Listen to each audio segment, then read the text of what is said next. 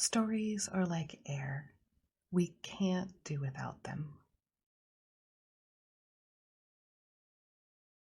Hi, I'm Amy Winters-Voss, author of Rise, the first book in the Liminal Chronicles.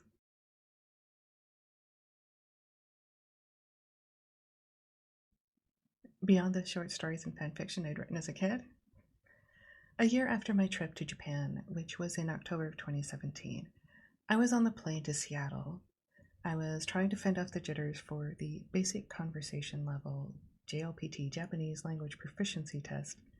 Very basic level here, okay? And I was listening to One OK Rock's song, Stand Out, Fit In.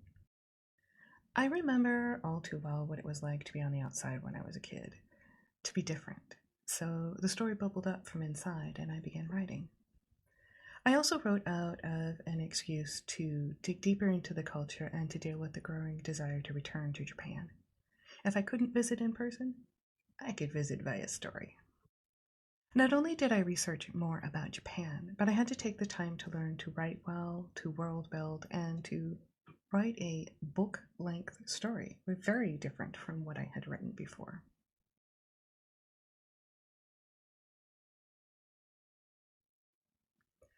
Oh yeah, serious trepidations.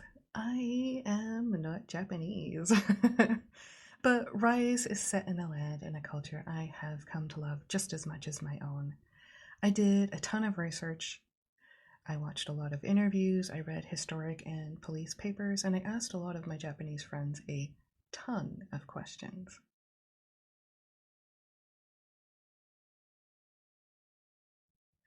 I had to research quite a bit on the Yakuza, the Japanese mob. With the number of searches that I did, I wonder if Google thinks I wanted to join. No. But learning about the initiation ceremony, their fanatical dedication, and the infamous cutting off the knuckle of a finger to apologize was fascinating. I'm a big fan now of reading the myths and folklore of Japan, too.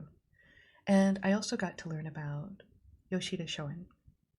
He was the father of the Meiji Restoration, and he taught many of the young men who would become leaders of Japan after the overthrow of the shogunate. This was in the late 1800s.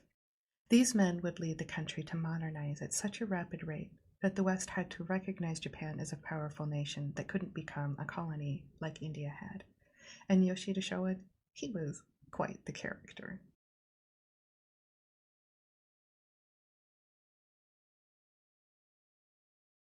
The obvious answer is to entertain.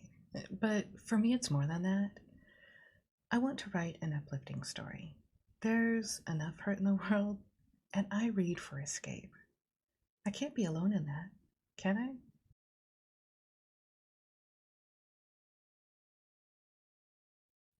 What I have in common with Umeji is that I have had a hard time fitting in a lot of places. When I was a kid, we moved across town and I had to go to a different school, and I got teased for things like not having clothes that fit really well because I grew fast and we were not rich. I was also one of the few girls interested in math and science, and I hated sticking out. What I have in common with Nakamura is I love being snarky. If I tease you, it means I'm comfortable with you. Consider it love and acceptance.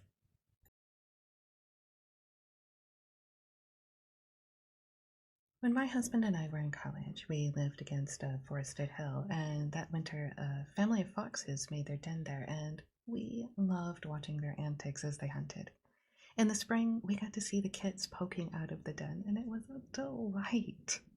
Ever since then, I've identified with foxes. If I had a spirit animal, fox would totally be it.